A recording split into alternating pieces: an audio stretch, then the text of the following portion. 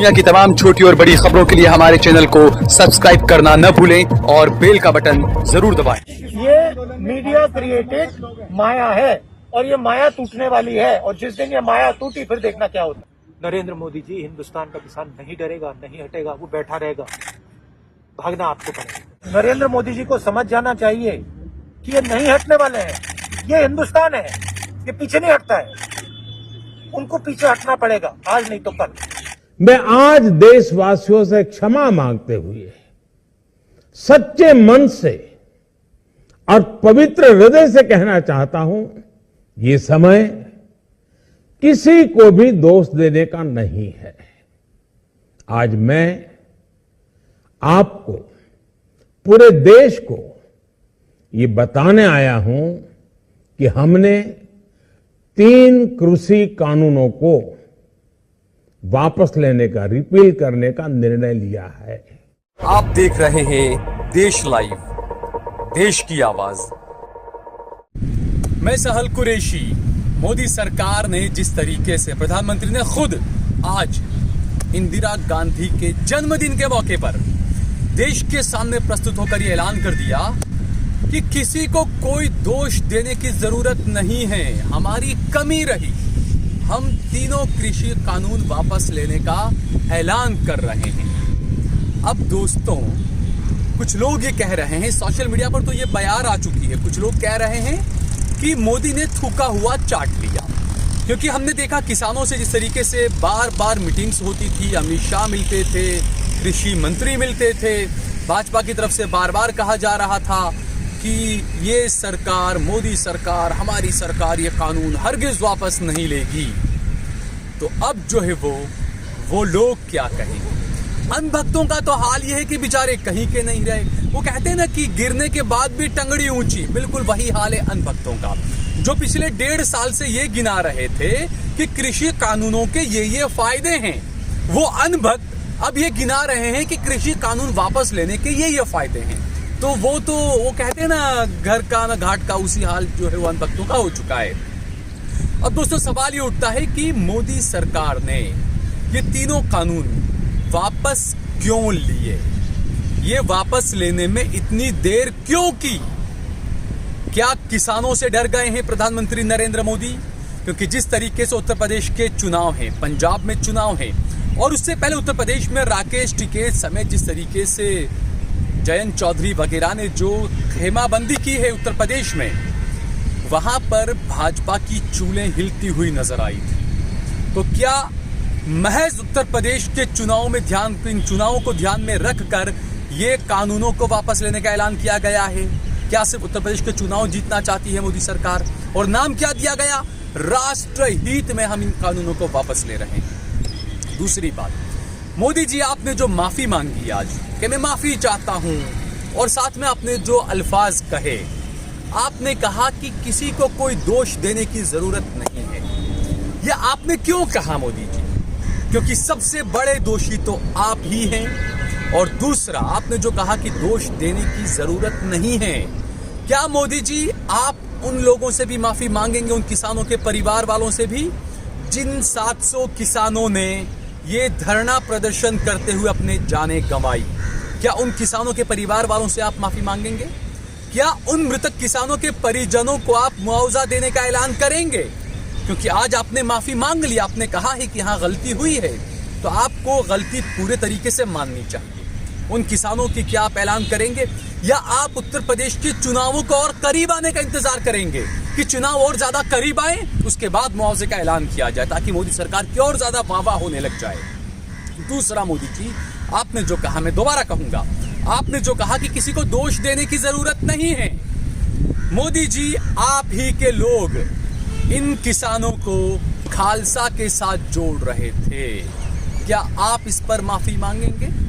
क्या आप अपने लोगों को कहेंगे? तीसरी बात, लाल किले पर जो हुआ, वो व्यक्ति जो था सिंधु, वो कौन था? आपके साथ, आपके पार्टी के सांसदों के साथ उनके फोटो थे, क्यों?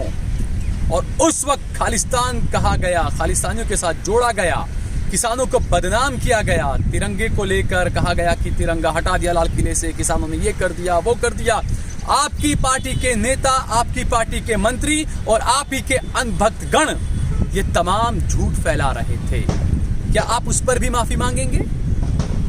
चौथी बात, जिस तरीके से आपने ये कानून वापस लेने का ऐलान किया, उसके फौरन बाद कैप्टन अमरिंदर सिंह पंजाब जो कांग्रेस छोड़कर आए, बार बार आपसे आजकल बड़ी बगलगीर आपसे हो रहे हैं, आप सबके गले पड़ते हैं, वो आपके गले पड़ जाते हैं। तो उन्होंने जिस तरीके से आपने जो ऐलान किया उसके फौरन बाद उन्होंने कहा मोदी जी ने किसानों की बात मान ली है, अब हम पंजाब चुनाव में बीजेपी के साथ में गठबंधन करेंगे। तो मोदी जी कैप्टन ने तो खुद आपको बिल्कुल नंगा कर रख दिया कि आपने कानून क्यों वापस लिए। आपने नारा दिया राष्ट्रहित का कि राष्ट्रहित में वापस लिए गए, लेकिन जो ये वक्त और जो हालात बता रहा है उससे साफ लगता है कि आप किसानों से डर गए हैं। उत्तर प्रदेश में भाजपा की जो चूलें हिल रही है उससे आप डर गए हैं। चुनावी फायदा उठाने के लिए आपने ये एक पैंतरा चला है, लेकिन किसान बड़े समझदार हैं। आपने आज इंदिरा गांधी की जन्मतिथि पर यह ऐलान किया वापस लेते हैं कानून, किसान भाई उठकर अपने घर चले जाए, और आपने वास्ता दिया गुरु नानक जी का। अब मोदी जी जो बयान आए किसानों की तरफ से बयान क्या थे, उसी से पता चलता है कि प्रधानमंत्री जो देश का है वो अपनी गरिमा खो चुका है। किसानों का कहना है कि हमें मोदी पर यकीन नहीं है। मोदी जी आपने कहा कि जो अगला संसद का सत्र होगा उस वक्त जो है वो इन तीनों बिलों को वापस लेने की प्रक्रिया चली जाएगी, जबकि राष्ट्रपति के जरिए आप एक नोटिफिकेशन जारी करके भी आप ये कर सकते हैं, लेकिन आपने ऐसा नहीं किया। क्यों? आपको इंतजार है और करीब आने का, है ना। अब आप ये कानून वापस लेने की प्रक्रिया चलाएंगे, संसद का सत्र होगा नहीं होगा, तीसरी लहर आएगी नहीं आएगी, किसी को नहीं पता। किसान इन चीजों को समझता है। किसान का कहना है कि उन्हें आप पर भरोसा नहीं है। जिस दिन संसद के अंदर ये बिल तीनों वापस हो जाएंगे उसके बाद किसानों ने कहा हम सोचेंगे, क्योंकि किसानों का ये कहना है कि सिर्फ 3 कृषि कानूनों को वापस लेना ही ये हमारी मांग नहीं है। हमारी मांग एमएसपी के दामों को लेकर भी है, एमएसपी को लेकर भी हमारी मांगे हैं। यानी कि पिक्चर अभी खत्म नहीं हुआ है दोस्तों। और मोदी जी हमारे ही देश लाइव पर, मैंने खुद अपने कैमरामैन बकुल परमार के साथ जाकर सिंधु बॉर्डर पर 3 दिन बिताए थे, किसानों से बात की थी, और उसके बाद मैंने गुजरात और हर जगह जाकर ये कहा कि किसान पीछे हटने वाले नहीं हैं, किसान मानने वाले नहीं हैं। और मैंने ये भी कहा था कि मोदी सरकार, प्रधानमंत्री नरेंद्र मोदी, अमित शाह, ये सब लोग किसानों को कमतर आंक रहे हैं। ये मैंने पहले भी कहा था, 1.5 साल पहले कहा था, जो बात आज सही साबित हो रही है कि आपने किसानों को कमतर आंका। आपको ये कानून पहले ही वापस ले लेना चाहिए था। देर आए दुरुस्त आए, लेकिन चुनाव चुनाव चुनाव, पंजाब के चुनाव, उत्तराखंड के चुनाव, उत्तर प्रदेश के चुनाव, जो हालत खस्ता हो रही थी वो मोदी जी को बखूबी नजर आ रहा था। तो ये तो होना ही था। और जिस तरीके से अमरिंदर सिंह ने जो बातें कही, जो इलेक्शन लड़ने की बातें कही, बीजेपी के साथ चुनाव लड़ने की बातें कही, उससे साफ हो जाता है कि आपकी मंशा सही नहीं है। प्रियंका गांधी ने भी यही कहा कि आप पर भरोसा कैसे कर लें। किसान खुद कह रहे हैं कि कल तो उठकर आप ये भी कह देंगे कि जो तीनों कृषि कानून वापस लेने की जो मैंने बात कही थी वो तो महज एक जुमला था। आप ये कह सकते हैं, किसान खुद ये बात कह रहे हैं। तो दोस्तों, कुल मिलाकर ये है कि जो किसान, आप जिस अन्नदाता की बात करते हैं, आप वैसे तो बात करते हैं जो वेजिटेरियन बनिए, भाजी पाला खाइए, आप लोगों को ये सिखाते हैं, लेकिन वो भाजी पाला पैदा करने वाले किसानों को आपने क्या हाल में लाकर रख दिया ये सब जानते हैं। आपने माफ़ी मांग ली, आपने कहा कि हम समझा नहीं पाए, हम माफ़ी ये वो करके हम ये वापस ले रहे हैं बिल। ऐसा मैंने कहा उन किसानों को, क्या उन 750 किसानों की मौत के लिए आप माफ़ी मांगेंगे? जो किसानों को खालिस्तानी आतंकवादी कहा गया, क्या उसके लिए आप माफ़ी मांगेंगे?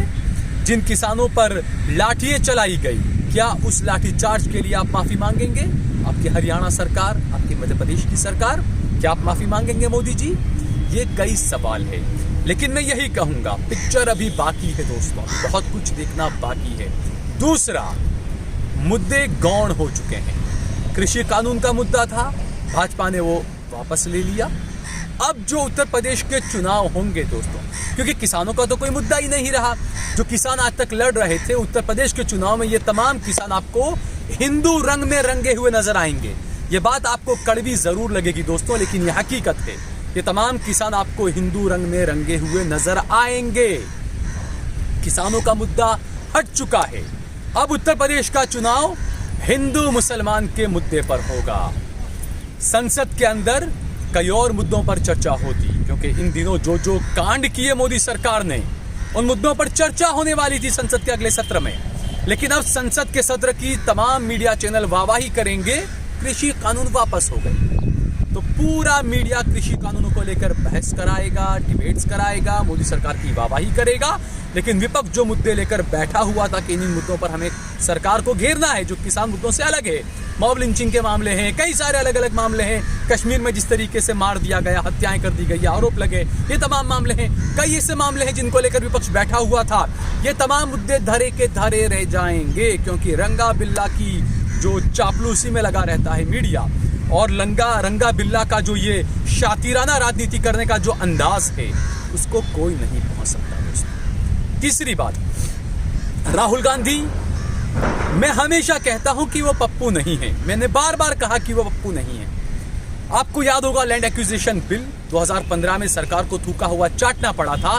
लैंड एक्विजिशन बिल भी सरकार को वापस लेना पड़ा था। उस वक्त भी राहुल गांधी ने कहा था कि बिल वापस लेना पड़ेगा। इस वक्त भी किसान कानून पर भी राहुल गांधी ने पहले ही कहा था, 1.5 साल पहले कह दिया था कि ये कानून वापस लेने ही पड़ेंगे सरकार को। लेकिन सरकार मान नहीं रही थी, सरकार अपनी हठधर्मी दिखा रही थी, और एक बार फिर से राहुल गांधी सही साबित हुए। कोरोना के वक्त भी राहुल गांधी ने कहा था कि कोरोना इंडिया को हिलाकर रख देगा, कोरोना की तैयारी करनी चाहिए। उस वक्त भी उन्हें पप्पू कहा गया। तो दोस्तों, अभी देश की जनता को खुद समझना है कि असली पप्पू कौन है, बार बार अपना थूका हुआ कौन चाट रहा है, कौन दूरदर्शिता की राजनीति कर रहा है, कौन किस तरीके से चल रहा है, कौन चुनावों को ध्यान में रखकर राष्ट्रहित का चोला ओढ़ रहा है। ये हम सभी को समझना चाहिए। अगर आपको हमारा ये वीडियो पसंद आया हो तो इस पर कमेंट करिए, इसे लाइक करिए, इसे ज़्यादा से ज़्यादा शेयर करिए, और अगर आपने हमारा चैनल देश लाइव सब्सक्राइब न किया हो तो हमारे चैनल को जरूर सब्सक्राइब करिए।